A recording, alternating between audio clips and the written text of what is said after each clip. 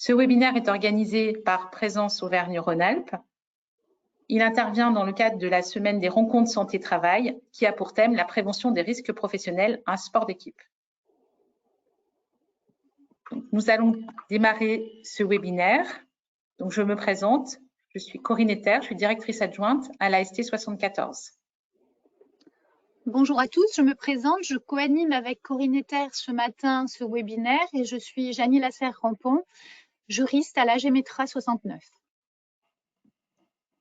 Donc, ce webinaire, comme je vous l'ai dit, est organisé par Présence Auvergne-Rhône-Alpes. Donc, nous allons faire une petite introduction sur Présence. Ensuite, nous aurons des rappels réglementaires et notamment sur les évolutions réglementaires de ces dernières années. On insistera davantage sur la partie cœur du webinaire, c'est-à-dire le suivi individuel de l'état de santé et les catégories de suivi. Et enfin, on parlera de l'impact et de l'enjeu d'une bonne déclaration, vos risques et responsabilités en tant qu'employeur, en vous rappelant le rôle de votre service de prévention et de santé au travail pour vous accompagner. Et on terminera par une question-réponse. Donc, Présence Auvergne-Rhône-Alpes est l'association qui regroupe en fait les 21 services de prévention et de santé au travail d'Auvergne-Rhône-Alpes sur les 12 départements de la région. Et donc, nous sommes tous salariés de nos services de prévention et de santé au travail. Nous mutualisons nos efforts, nos ressources que vous pouvez retrouver sur le site de Présence Auvergne-Rhône-Alpes. Vous pouvez retrouver les documentations élaborées par les services de prévention et de santé au travail, mais également les replays des webinaires. Présence Auvergne-Rhône-Alpes, ça regroupe 200 000 entreprises adhérentes, 2 millions de salariés suivis et la proximité d'intervention. Et 95% de nos adhérents sont des TPE et PME de moins de 50 salariés.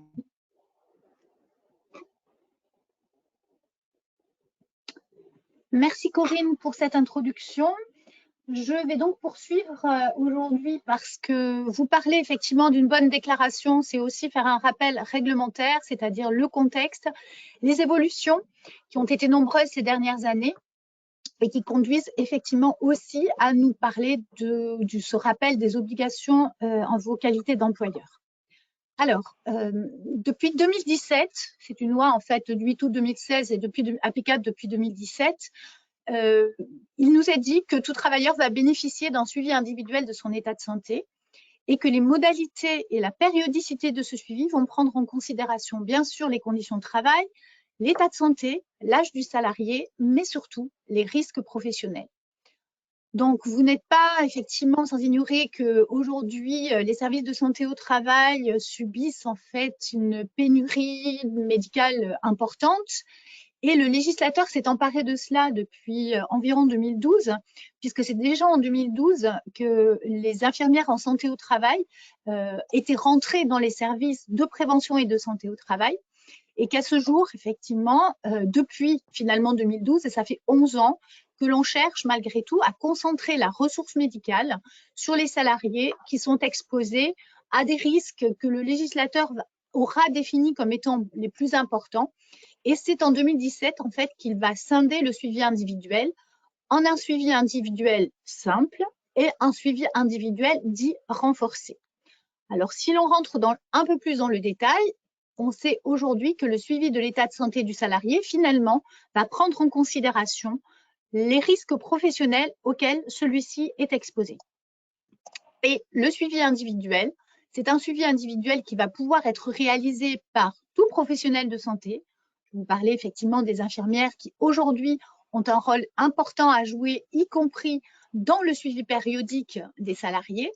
Elles ont la possibilité donc de réaliser une visite d'information et de prévention qui sera appelée initiale, c'est-à-dire à partir du moment où le salarié viendra pour la première fois dans le service. Et cette visite d'information et de prévention peut être réalisée donc dans les 3 mois à compter de la prise effective du poste. Elle a pour objectif d'interroger le salarié sur son état de santé, de l'informer sur les risques éventuels auxquels l'expose son poste de travail, le sensibiliser aux moyens de prévention à mettre en œuvre et d'identifier si son état de santé ou les risques auxquels il est exposé vont nécessiter une orientation vers le médecin du travail. Bien entendu, l'infirmière ou le professionnel de santé qui réalise cette visite d'information et de prévention va l'informer sur les modalités de son suivi de son état de santé et notamment va l'informer qu'à n'importe quel moment au cours de sa carrière professionnelle, elle pourra avoir une rencontre avec le médecin du travail ou un professionnel de santé. La grande nouveauté donc de ce suivi individuel, c'est qu'à l'issue effectivement de cette visite d'information et de prévention, le professionnel de santé va délivrer une attestation de suivi, que cette attestation de suivi ne contiendra pas de notion d'aptitude. Elle sera remise bien sûr au salarié et à son employeur et le professionnel de santé qui va remettre cette attestation de suivi va ensuite prévoir son renouvellement dans une périodicité qui ne pourra pas excéder 5 ans. C'est très important cette notion de plafond puisque effectivement le professionnel de santé va lui-même effectivement juger des modalités de renouvellement de la périodicité de cette visite d'information et de prévention dans un délai qui ne pourra pas excéder 5 ans et bien entendu au regard, comme je vous l'ai dit, de l'état de santé du salarié, des conditions de travail, mais surtout des risques d'exposition. Dans ce suivi individuel simple, que l'on peut qualifier de simple, le législateur a entendu effectivement préserver certains salariés, encore une fois, au regard soit de leur statut, je pense notamment aux travailleurs handicapés et aux travailleurs titulaires d'une pension d'invalidité, pour lesquels la visite d'information et de prévention sera réalisée dans les 3 mois de l'affectation au poste, c'est le droit commun, mais par contre, le renouvellement de cette VIP se fera au maximum tous les 3 ans. Donc, on voit là que pour ces personnes, au regard d'une certaine fragilité du statut du salarié, le renouvellement de la visite d'information et de prévention sera limité et le plafond maximal sera tous les 3 ans. Là encore, ces personnes bénéficieront d'une attestation de suivi. Et par contre, là où la déclaration est importante pour vous, il est important, lorsque vous avez connaissance du statut effectivement de votre salarié, de bien vouloir le déclarer. Je rappelle qu'effectivement, la déclaration n'est pas obligatoire pour le salarié, c'est-à-dire qu'il n'est pas tenu de vous informer, bien sûr, qu'il a une reconnaissance de travailleur handicapé. Il n'est pas tenu aussi de vous dire qu'il a une pension d'invalidité. Mais en revanche, le focus est de dire, attention, si vous avez connaissance effectivement du statut de ce salarié, pensez bien à le déclarer à votre service de prévention et de santé au travail, parce que bien entendu, le texte nous dit que pour ces personnes-là, au regard effectivement de la fragilité supposée du salarié, il y aura effectivement peut-être potentiellement besoin d'avoir un avis médical.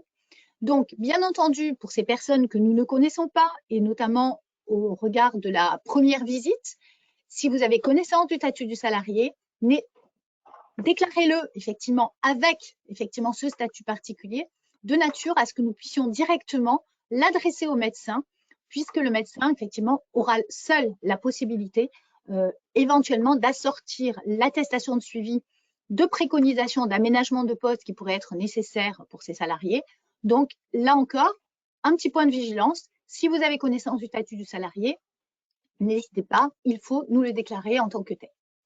Donc, première, je dirais, catégorie de suivi que l'on peut qualifier d'adapté, donc le statut du salarié, et ensuite, effectivement, l'exposition du salarié qui nécessite, encore une fois, au regard de la réglementation, une vigilance particulière. Je pense aux travailleurs de nuit, aux travailleurs les jeunes de moins de 18 ans, les salariés qui sont exposés aux agents biologiques du groupe 2, mais aussi les salariés exposés aux champs électromagnétiques au-delà d'une valeur limite qui est fixée par le Code du travail.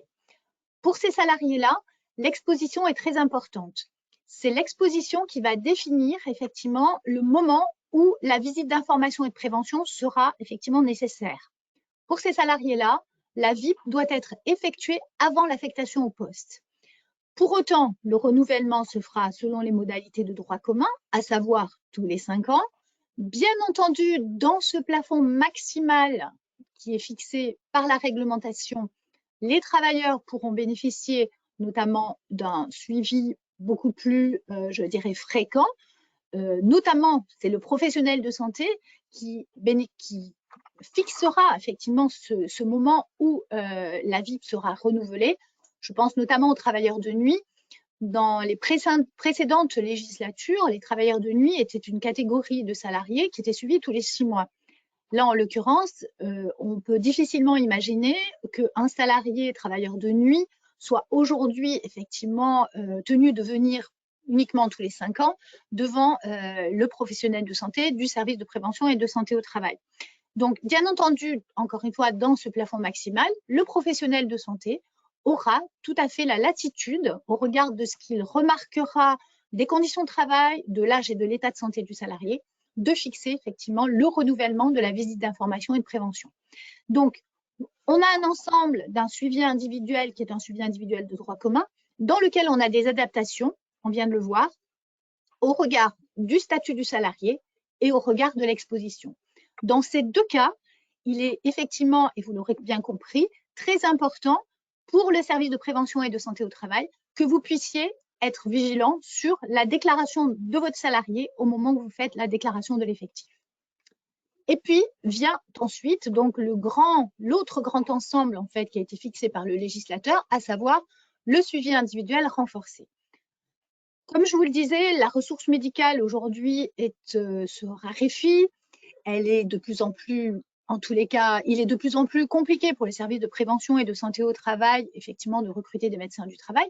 Et le législateur, fort effectivement de ce constat qui remonte déjà à plusieurs années, a décidé, dans le cadre de ce suivi individuel qu'il a scindé, de concentrer la ressource médicale sur effectivement les salariés qui sont exposés à des risques particuliers. Pour ces salariés-là, on est sur cette notion d'aptitude qui revient, fortement réaffirmée, puisque ces salariés vont bénéficier d'un examen médical d'aptitude dans un délai effectivement qui doit être rapide, puisqu'en fait le texte nous dit que le salarié doit venir devant le médecin du travail avant son affectation au poste, et le renouvellement de cette aptitude se fera tous les 4 ans. Dans le cadre effectivement de ces salariés que le législateur a entendu faire bénéficier d'une protection, je dirais, supplémentaire, le salarié viendra tous les 4 ans dans le cadre de l'évaluation de son aptitude, mais il y aura aussi une visite que l'on appelle visite intermédiaire à 2 ans. C'est une visite intercurrente donc entre ces deux examens d'aptitude qui pourra être réalisée par tout professionnel de santé et qui est destinée non pas à évaluer l'aptitude du salarié, mais en tous les cas à pouvoir effectivement vérifier que le salarié n'a pas de modification dans son état de santé, ses conditions de travail, et en tous les cas pouvoir finalement faire un peu un suivi. Et bien entendu, si le professionnel de santé estime que le salarié a une évolution notoire, sensible dans ses conditions de travail, son état de santé, bien entendu, il réorientera vers le médecin du travail. Dans le cadre de ce suivi individuel renforcé, je vous l'ai dit, en fait, cette notion d'aptitude revient et le médecin du travail va donc remettre un avis médical d'aptitude pour tous les salariés, en fait, qui sont réglementairement, en tous les cas, soumis à un poste à risque particulier. Et le Code du travail nous fixe en fait une liste de ces postes à risque particulier, donc qui sont repris effectivement à l'écran. Tous les salariés qui sont exposés donc à l'amiante, au plomb, aux agents cancérogènes, mutagènes et reprotoxiques, aux agents biologiques des groupes 3 et 4, au rayonnement ionisant, au risque hyperbare et au risque de chute de hauteur lors des opérations de montage, démontage, d'échafaudage. Tous ces salariés-là doivent être déclarés par vos soins comme effectivement bénéficiant d'un suivi individuel renforcé. Ça, c'est le premier alinéa en fait d'un article du Code du travail exhaustif concernant effectivement le risque particulier. Deuxième alinéa, tout poste dont l'affectation nécessite un examen d'aptitude spécifique. L'autorisation de conduite, on entend autorisation de conduite des chariots automoteurs de levage, appareils de levage, l'habilitation électrique. Tous les niveaux de l'habilitation électrique sont concernés effectivement par ce deuxième alinéa de cet article qui définit le poste à risque particulier, mais aussi les jeunes de moins de 18 ans qui sont affectés à des travaux dangereux. Ce texte est complété en fait d'un dernier alinéa qui concerne en fait une liste complémentaire qui est fournie par l'employeur en cohérence avec l'évaluation des risques et la fiche d'entreprise, nous dit le texte, après avis du médecin du travail et du CSE si elle existe. Cette liste complémentaire, finalement, c'est vous qui allait estimer que votre salarié, au regard de ce que vous savez de ses conditions de travail, du risque d'exposition potentielle qui ne serait déjà pas contenu effectivement dans ce texte, et bien entendu après avis de votre médecin du travail et du CSE s'il existe, et surtout au regard effectivement de votre document unique d'évaluation des risques professionnels, eh bien vous allez avoir cette possibilité de pouvoir déclarer votre salarié comme bénéficiant effectivement d'un suivi individuel renforcé. Donc encore une fois, un engagement assez fort de l'employeur dans sa déclaration au moment où il va déclarer ses salariés avec une prise en considération du risque professionnel. À cela s'ajoute, et il était important effectivement de venir là-dessus puisque je vous disais, l'évolution de la réglementation a été très très importante ces 10 dernières années et nous sommes aujourd'hui encore dans une nouvelle réglementation ou en tout cas une réglementation récente puisque depuis 2022, le législateur a mis à la disposition effectivement des employeurs et de leurs salariés une visite de fin d'exposition. Cette visite, elle concerne tous les travailleurs qui ont bénéficié d'un suivi individuel renforcé ou même qui ont bénéficié effectivement d'un suivi médical renforcé à l'époque où on parlait de CMR et pas de suivi individuel renforcé. Ces salariés-là, en fait, vont pouvoir bénéficier de ce que l'on appelle aujourd'hui une visite de fin d'exposition, qui est une visite, en fait, qui va finalement permettre au médecin du travail ou qui va lui demander plutôt de dresser un état des lieux de toutes les expositions du travailleur à certains facteurs de risque professionnel, lesquels facteurs pourraient être considérés comme demain pouvoir, en tous les cas, déclencher une maladie professionnelle. On sait que c'est un dispositif qui fonctionne depuis déjà quelques années pour l'amiante. Le législateur a entendu ouvrir en fait cette possibilité de visite de fin d'exposition aux autres travailleurs qui auront bénéficié notamment effectivement d'une exposition certaine et je pense notamment effectivement aux expositions aux agents chimiques dangereux. Donc l'objectif de cette visite, c'est en tous les cas que le salarié puisse venir et que le médecin dresse un état des lieux de ces expositions et potentiellement décide en cohérence et en collaboration avec la médecine de soins de mettre en place une surveillance post-professionnelle ou post-exposition. Ça, c'est très nouveau et si on le raccroche, si vous voulez, à votre obligation de déclaration, eh bien entendu, demain, une bonne déclaration, on y viendra tout à l'heure lorsqu'on parlera notamment des enjeux de la bonne déclaration. Mais vous voyez qu'effectivement, aujourd'hui, bien déclarer le risque d'exposition de son salarié, eh bien, c'est facilitant. Effectivement, ça veut dire aussi que c'est lui assurer la meilleure protection et un très bon suivi. On y reviendra un petit peu tout à l'heure en conclusion. Je passe la parole à Corinne pour faire un petit peu un résumé en images de ce qu'est le suivi individuel. Merci Janie. Effectivement, à l'issue de la présentation, on vous remettra le PowerPoint et on vous enverra également ce document qui est issu du Code du travail numérique et qui reprend en images en fait le détail du suivi individuel. Alors sur le suivi individuel simple, on va dire classique, ça représente 70% des salariés, donc c'est la majorité des salariés qui sont suivis, hormis dans le BTP, où là, on a une proportion bien plus importante de suivi individuel renforcé, où là, on est à plus de 60% de salariés qui sont en CIR. Et tout à l'heure, je vous donnerai quelques exemples de salariés CIR. Et donc, on voit bien que sur un suivi classique, eh bien, à l'embauche, on a cette visite d'information et de prévention fait par un professionnel de santé, la plupart du temps un infirmier, et puis renouvelé tous les 5 ans. Et entre 43 et 45 ans, la visite de mi-carrière. Donc ça, c'est le schéma le plus classique pour 70% des salariés. On image toujours donc sur le suivi individuel adapté. Donc là, on voit effectivement, comme l'a énoncé Janie tout à l'heure, tous les cas particuliers effectivement sur ces suivis individuels, avec en fonction des cas, soit la visite d'information et de prévention en amont, soit dans les 3 mois, et puis avec la petite Croix-Rouge, les salariés qui doivent obligatoirement effectuer une visite auprès donc, du médecin du travail et notamment sur les salariés en situation de handicap. Enfin, sur les salariés en CIR, donc là, quelques exemples de métiers, notamment sur le BTP. Pour le plomb, c'est tout ce qui est démolition, les fondeurs, soudeurs au plomb. Pour l'amiante, ça va être les métiers du retrait, bien évidemment, de matériaux amiantés ou de diagnostic, les métiers de maintenance dans l'ascenseur. Pour les CMR, donc prothésistes dentaires, les menuisiers, scieurs, soudeurs inox. Les agents biologiques, les métiers de la santé, notamment les soignants, les laborantins, les pompes funèbres. Sur les rayonnements ionisants, les métiers de la radiologie, vétérinaire, médecine nucléaire. Risque hyperbare, là c'est plus particulier, mais ça va être bien évidemment les plongeurs. Montage, échafaudage, donc tout dans les métiers du bâtiment, maçon, plâtrier, peintre, monteur d'échafaudage. Donc vous voyez que le suivi est différent hein, sur le. Là, c'est très visuel. On voit bien que la périodicité est différente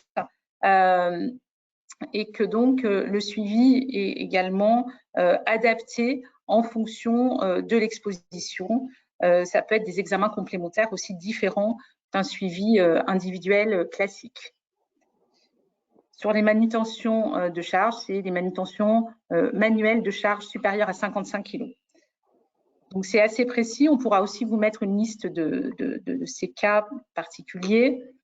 Donc, impact et enjeu d'une bonne déclaration. Donc, vous l'avez compris, le fait de déclarer va induire un suivi différent pour vos salariés et vous avez une obligation de sécurité auprès de vos salariés. Hein. L'employeur doit prendre les mesures nécessaires et adapter pour assurer la sécurité et protéger la santé physique et mentale de ses travailleurs. Donc, sans vous rappeler les fondements des principes généraux de prévention, vous devez mettre tout en œuvre et donc ça démarre par une bonne déclaration. Et si vous avez un doute, c'est important d'appeler votre service de santé au travail et de poser des questions pour qu'on puisse effectivement vous conseiller au mieux en fonction de la catégorie des travailleurs et surtout de leur exposition.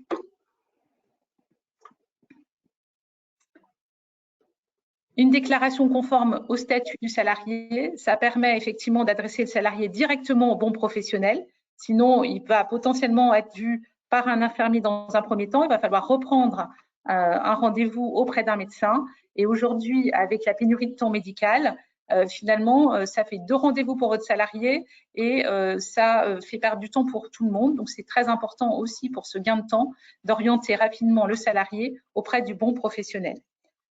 Lui assurer la meilleure protection, on l'a vu, parce que la bonne déclaration va permettre effectivement d'adapter son suivi et la fréquence et de vous assurer la conformité pour vos obligations légales et réglementaires dans l'absolu. Et puis, si jamais il y avait un souci avec votre salarié, effectivement, vous pourriez être mis en défaut dans la mesure où vous n'auriez pas déclaré correctement votre salarié, d'autant plus si on vous conseille et qu'on vous demande de le déclarer différemment, ce qui arrive des fois quand on se rend compte en service de santé au travail que le salarié n'est pas déclaré. En principe, on vous en informe, mais c'est très important de faire ce changement-là. Donc, n'hésitez pas à vous rapprocher de votre service de prévention et de santé au travail pour poser ces questions et confirmer effectivement le bon suivi pour le salarié.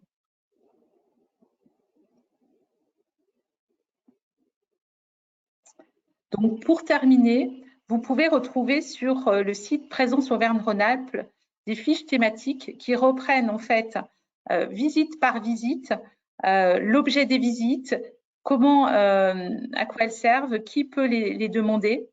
Et vous avez donc à disposition sur ce site ces fiches qui sont très précieuses et les adhérents qui les connaissent les utilisent régulièrement. Donc, n'hésitez pas à visiter le site de Présence Auvergne-Rhône-Alpes et vérifier pour chacune des visites le détail en fait des modalités de visite et des fréquences. Donc, tout est disponible, ainsi que le rendez-vous de liaison, qui n'est pas une visite à part entière, mais qui est un dispositif très précieux, notamment quand vous avez des salariés en arrêt.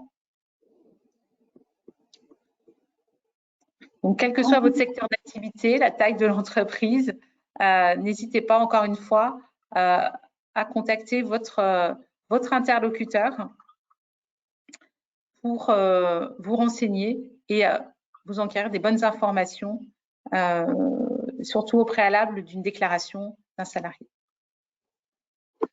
Oui, en conclusion, je voulais juste rajouter, et je pense que vous l'aurez bien compris, bien déclarer ses salariés, les déclarer en fait, quand je dis bien les déclarer, c'est-à-dire vous faire aussi aider par les services de prévention et de santé au travail, par votre service relations adhérents que vous retrouverez auprès de votre SPSTI, c'est déjà faire de la prévention.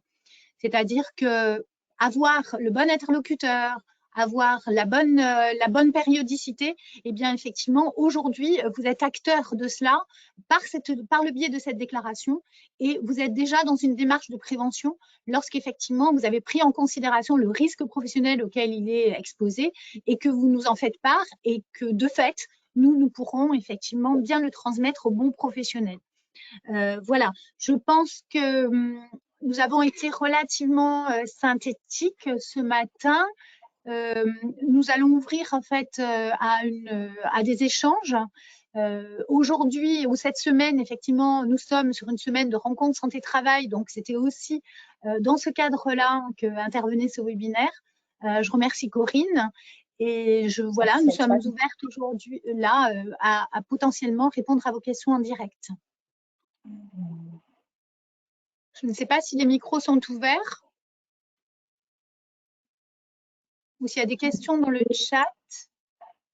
Alors, il y a une question. Pas de questions, mais n'hésitez pas à lever la main, comme ça nous interpelle et on vous accorde la parole. Et entre-temps, il y a eu quelques questions écrites et Corinne, tu pourras peut-être les citer.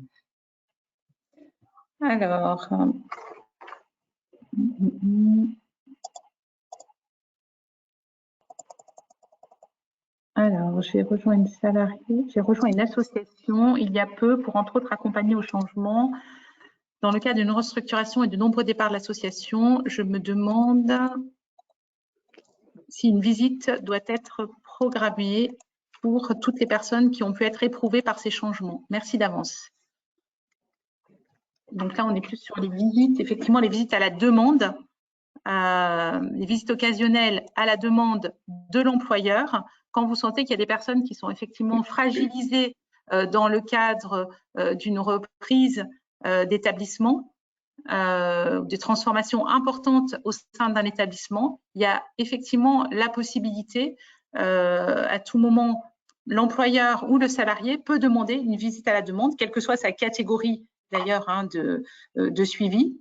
Il est effectivement tout à fait possible de solliciter le médecin du travail et qui saura trouver effectivement des mesures à mettre en place de manière individuelle ou collective avec son équipe pluridisciplinaire, c'est-à-dire avec son infirmier, mais également ses préventeurs. Donc, c'est tout à fait possible de demander des visites dans ce cadre-là, effectivement. Parfait. Bonjour. Est-ce que vous m'entendez? Oui, bonjour. Madame Despierres à la Croix-Rouge à Grenoble, je me permets de poser une question concernant des visites de reprise, notamment suite à un arrêt maladie, une visite de reprise à temps partiel thérapeutique. C'est un vrai questionnement à chaque fois de se dire cette visite ne peut pas forcément se faire le jour de la reprise prévue. Comment faire là, très concrètement, j'ai une visite de reprise prévue mercredi, alors que le salarié a un arrêt jusqu'à dimanche, donc reprend lundi. Donc, c'est un petit peu chaotique. Donc, on envisage de mettre cette personne en temps partiel dès lundi, puisque c'est, semblerait-il, les préconisations de son médecin, mais dont on n'a aucune certitude à ce jour, quitte à régulariser les horaires ensuite, mais c'est un petit peu compliqué. Alors, si vous voulez, je peux vous répondre sur ce sujet. Si j'ai bien compris, votre interrogation porte sur le moment où la visite de reprise doit intervenir, ou en tous les cas, le delta qu'il peut y avoir entre le moment effectivement de la fin de l'arrêt et le moment où le salarié est convoqué devant le médecin du travail. Est-ce que ça porte bien là-dessus ou est-ce que ça porte effectivement sur la problématique du temps partiel thérapeutique? Sur les deux, en fait. La première question, c'est de dire le salarié doit reprendre le travail lundi. Là, c'est vraiment très concret, parce que c'est factuel, parce que c'est ce lundi. Toutefois, la visite de reprise n'est que mercredi et cette visite de reprise doit confirmer ou pas le temps partiel thérapeutique. Donc oui, il y a bien deux questions. Alors, le temps. Alors, d'une part, un salarié qui reprend son travail à temps partiel thérapeutique doit passer la visite de reprise quand bien même il ne reprendrait pas à temps partiel. C'est-à-dire que là, c'est une reprise, c'est considéré comme une reprise effective, donc le salarié doit passer une visite de reprise. Vous avez certainement anticipé la reprise de votre salarié puisque effectivement cette visite va intervenir mercredi alors même qu'il reprend lundi. Donc en fait, nous sommes, enfin en tous les cas, votre service de prévention et de santé au travail est totalement dans le délai puisque vous le savez, effectivement, la visite de reprise doit être effectuée le jour de la reprise effective ou au plus tard dans les 8 jours de celle-ci. Donc là, effectivement, on est dans quelque chose qui est tout à fait légal et tout à fait respecté en termes de délai. Pour ce qui est effectivement du temps partiel thérapeutique. Donc, le temps partiel thérapeutique, c'est une notion effectivement assurantielle, sécurité caisse d'assurance maladie. Et la médecine de soins qui a prescrit le temps partiel thérapeutique, effectivement, a donné une quotité. Pour autant, le médecin du travail va potentiellement donner un avis par rapport au poste de travail, par rapport au risque d'exposition. Il va donner un avis sur l'organisation effectivement du temps partiel thérapeutique. Donc là, en l'occurrence, vous allez avoir peut-être 48 heures, je dirais lundi, mardi, au cours duquel vous allez vous devez respecter effectivement une réduction du temps de travail en lien effectivement avec la quotité qui a été prescrite par la médecine de soins. Et le médecin du travail, le mercredi, au cours de la visite de reprise, vous donnera en fait des modalités potentielles d'organisation par rapport à ce qu'il sait. Il vous donnera effectivement, non pas une validation, mais en tous les cas, un mode d'organisation de la mise en place du temps partiel thérapeutique. Là, en l'occurrence, on est vraiment sur des délais qui sont respectés, mais effectivement, vous, dans l'intervalle, c'est-à-dire du lundi au mercredi, vous devez effectivement appliquer la réduction du temps de travail en fonction de ce qui vous paraît être le plus cohérent et le médecin du travail ensuite viendra apporter effectivement sa connaissance sur le poste de travail. Bon, très bien. Parfait, c'est ce qu'on a fait. Donc, merci pour la confirmation. Parfait. Merci beaucoup. Je vous en prie. Ça marche, merci beaucoup. Moi, j'ai une question par rapport au délai sur les visites médicales à l'embauche. Ces 6 derniers mois, on a beaucoup embauché dans mon entreprise, donc on a fait les demandes de visite pour chaque nouveau salarié. Mais j'ai l'impression qu'il y a beaucoup de demandes auprès de notre service de santé au travail et j'ai beaucoup de délais entre la prise de poste du salarié et les visites médicales à l'embauche. Donc, je voulais savoir s'il y avait un délai à respecter et si on encourait des soucis. Là, on est à… Quand j'ai un salarié qui rentre, il a sa visite médicale souvent 3 ou 4 mois après être rentré salarié chez nous, après sa prise de poste. Alors, je vais vous rapporter un petit peu ce qu'il en est aujourd'hui. Comme je vous le disais, en fait, en 2017, le législateur, je dirais, décide de scinder le suivi santé-travail des travailleurs, fort d'un constat qu'il a déjà fait en 2000, je dirais 10 ans quasiment avant, précédemment, c'est-à-dire d'un constat d'une pénurie médicale qui aujourd'hui est vraiment défavorable. Donc l'idée, en faisant rentrer, je dirais, de la ressource autre, c'est-à-dire des collaborateurs médecins, des infirmières, c'est bien entendu de pouvoir répondre au plus proche, effectivement, aux demandes des employeurs dans le cadre du suivi individuel. Et en 2017, lorsqu'il va scinder le suivi individuel, c'est justement pour concentrer la ressource médicale aux salariés dont les risques d'exposition le nécessitent le plus. Et de fait, comme je vous ai dit, en fonction du risque d'exposition et d'où la nécessité de bien déclarer vos salariés, c'est de pouvoir répondre le mieux possible finalement à vos demandes compte tenu des risques d'exposition de vos salariés. C'est-à-dire que lorsque vous avez un salarié qui n'est pas exposé à des risques particuliers au sens de la loi et je vous renverrai effectivement sur la présentation PowerPoint que vous pourrez télécharger. Eh bien, ce salarié-là aujourd'hui, la visite d'information et de prévention, elle peut être réalisée dans les 3 mois suivant l'affectation au poste. Bien entendu, pour les salariés qui sont exposés à des risques particuliers et qui, eux, doivent voir le médecin, bien sûr, là, par contre, c'est l'affectation au poste et officiellement, effectivement, l'examen médical d'aptitude doit être réalisé avant l'affectation au poste. Une fois qu'on a effectivement présenté finalement ces contingences qui sont des contingences réglementaires, et effectivement, on sait aujourd'hui que la principale difficulté pour nous, effectivement, au service de santé au travail dans notre grande région Rhône-Alpes, c'est effectivement de répondre aux demandes des employeurs dans les temps, en fait, qui nous sont impartis réglementairement.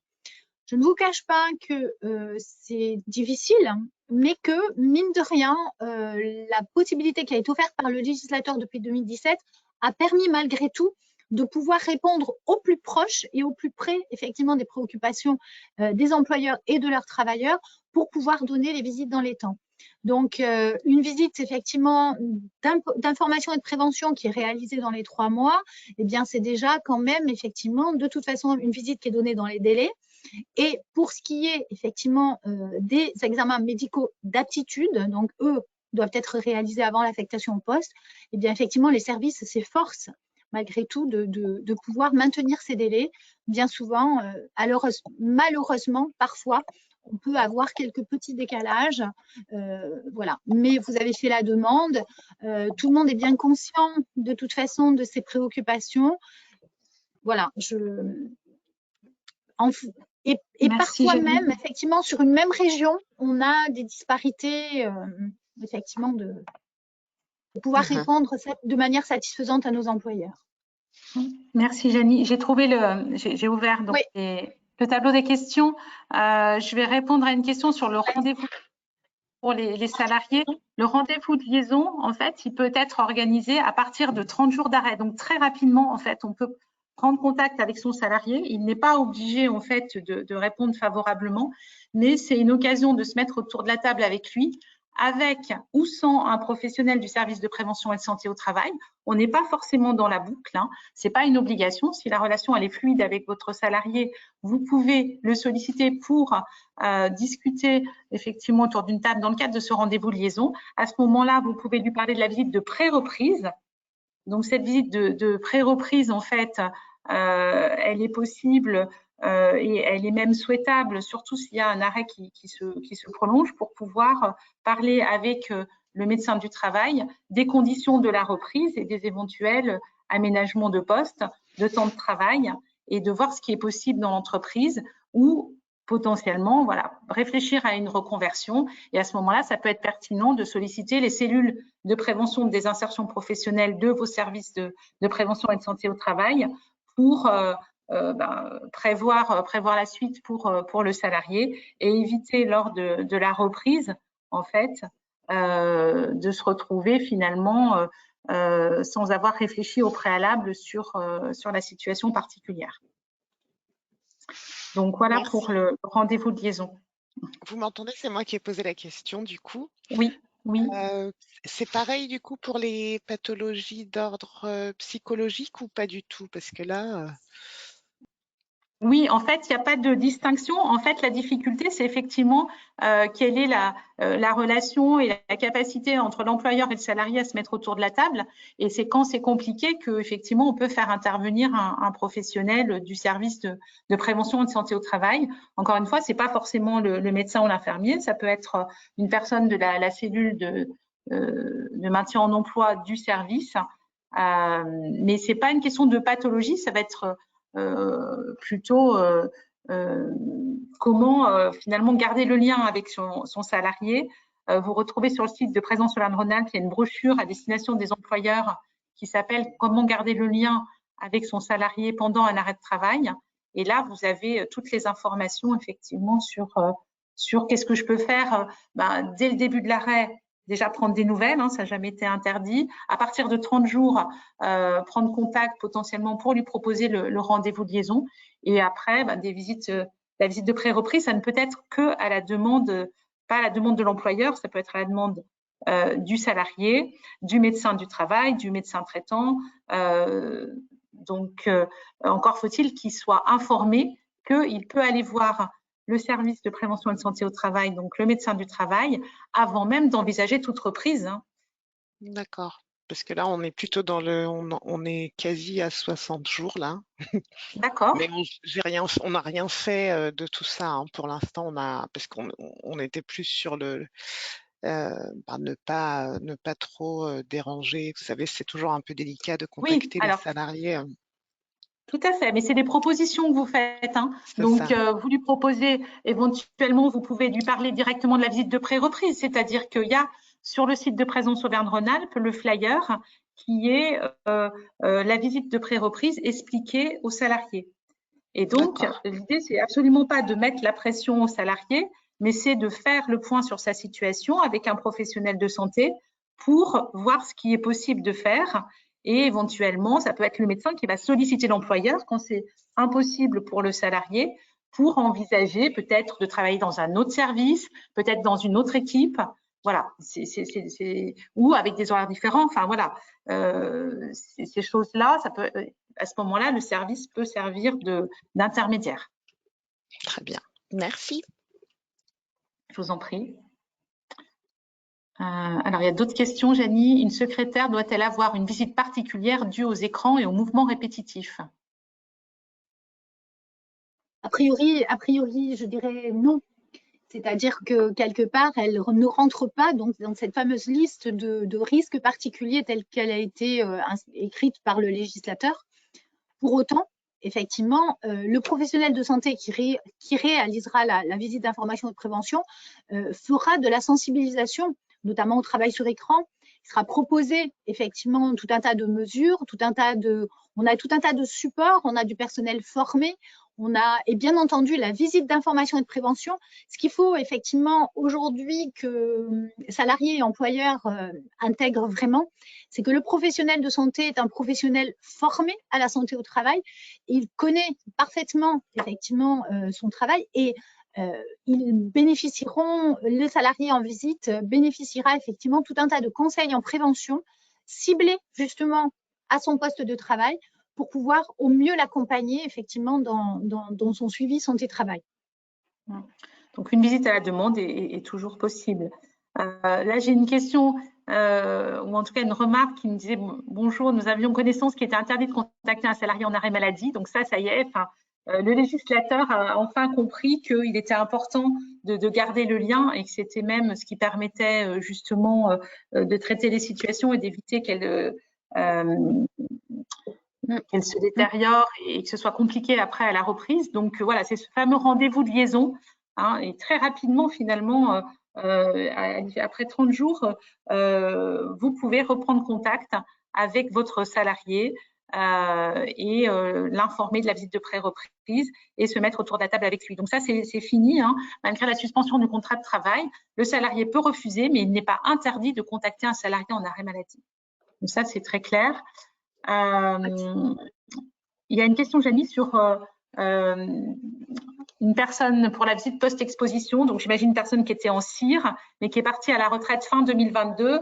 L'employeur n'était pas au courant et demande s'il y a un délai. Alors, oui, normalement, il y a un délai. Le délai, c'est effectivement au moment du départ à la retraite, c'est-à-dire que, enfin, du départ à la retraite. Pas seulement, c'est-à-dire fin de carrière, fin d'exposition et aussi effectivement fin de carrière. Et ensuite, le législateur a donné la possibilité aux salariés de pouvoir saisir aussi le SPSTI dans le cadre de cette demande de visite 6 mois après son départ. Voilà. Donc, on a un peu cette latitude de 6 mois après le départ. Donc, quelqu'un qui serait parti fin 2022, c'est ça? Fin 2022, bon, on est un petit peu hors délai, oui, malheureusement. Mais bon, après, voilà, tout dépend.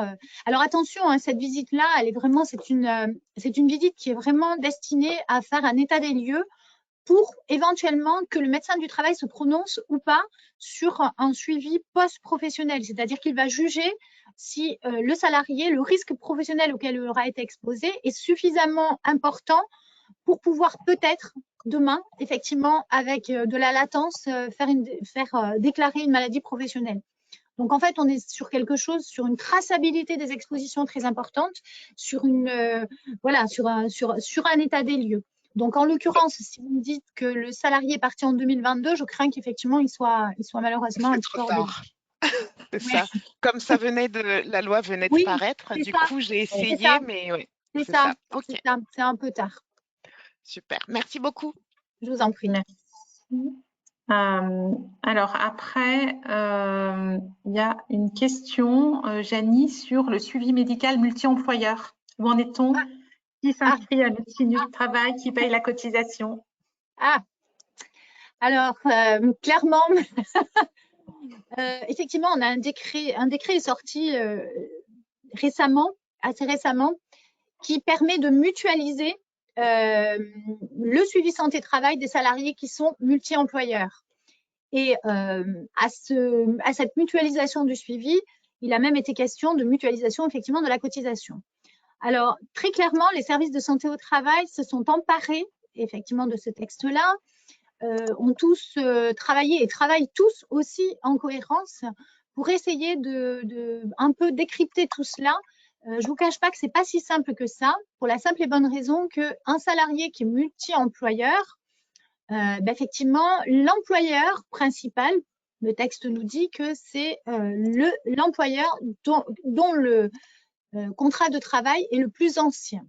Donc, ça nécessite un travail de collaboration très étroit avec les employeurs qui se doivent aujourd'hui de nous déclarer que le salarié est multi-employeur, de nous donner aussi la date effectivement du contrat de travail le plus ancien, de nature à ce que l'on puisse déterminer quel est le service de santé au travail qui deviendra le service de santé au travail principal, donc en charge du suivi individuel, et qu'ensuite, effectivement, nous puissions connaître bien sûr les autres employeurs, de fait les autres expositions, pour que le médecin du travail ou le professionnel de santé en charge du suivi individuel de ce salarié multi-employé puisse effectivement donner les documents réglementaires à destination des autres employeurs.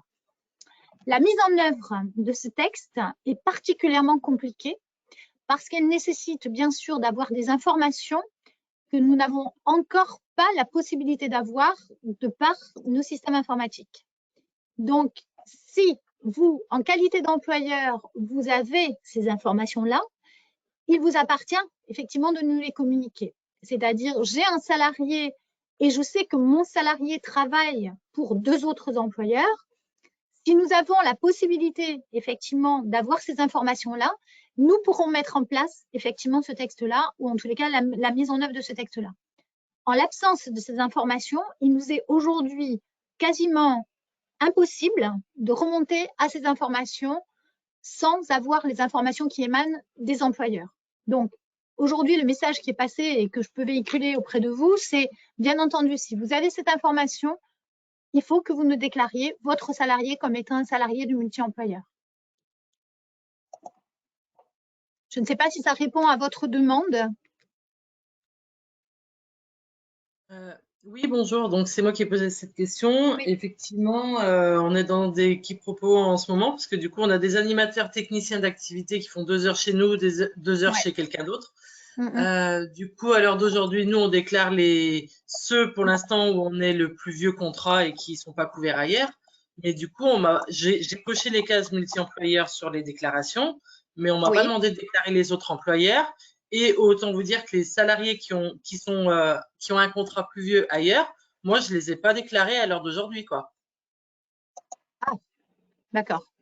Mais, ouais, si vous voulez, ce qui est demandé par le texte, cette notion, effectivement, déjà de connaissance des autres employeurs, c'est-à-dire que vous pouvez très bien avoir connaissance que votre salarié travaille chez d'autres employeurs sans pour autant connaître, effectivement, l'autre employeur, sans pour autant connaître le service de prévention et de santé au travail auquel adhèrent les autres employeurs. Donc, effectivement, ça nécessite vraiment un travail, je me répète, de collaboration très étroite avec les employeurs pour pouvoir effectivement bénéficier de ces informations, pour pouvoir mettre en place potentiellement cette mutualisation du suivi. Et je ne vous parle même pas de la mutualisation de la cotisation. Donc, à ce jour, bien entendu, on ne peut mettre en œuvre ce texte qu'à partir du moment où on a les informations qui nous permettent effectivement de le faire. À partir du moment où on n'a pas ces informations, ben, on part du principe qu'on continue à avoir une déclaration d'un salarié, même qui travaille 2 heures par jour ou par semaine, effectivement, chez vous, quoi. Okay. En tous les cas, sachez que les services de la région travaillent aujourd'hui à une collaboration pour pouvoir le plus possible mettre en œuvre effectivement ce texte-là qui n'est pas forcément très simple au niveau de sa mise en œuvre. Très bien, merci beaucoup. Je vous en prie. Merci.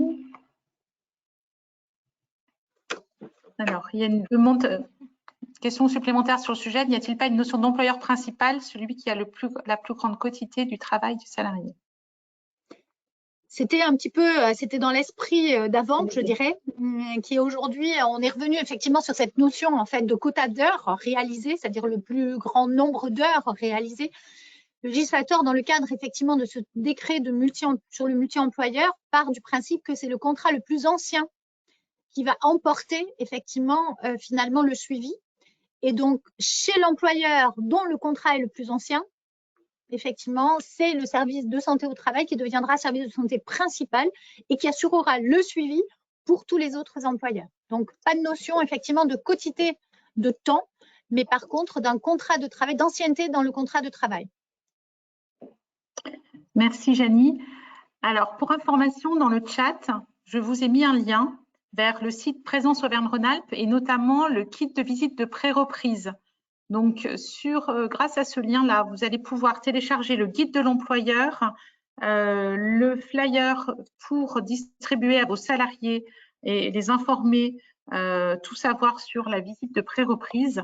Et c'est typiquement un document qu'on peut remettre lors d'un rendez-vous de liaison. Et dans le guide employeur, ça explique effectivement les différentes temporalités pour les visites de pré-reprise, de reprise, rendez-vous de liaison.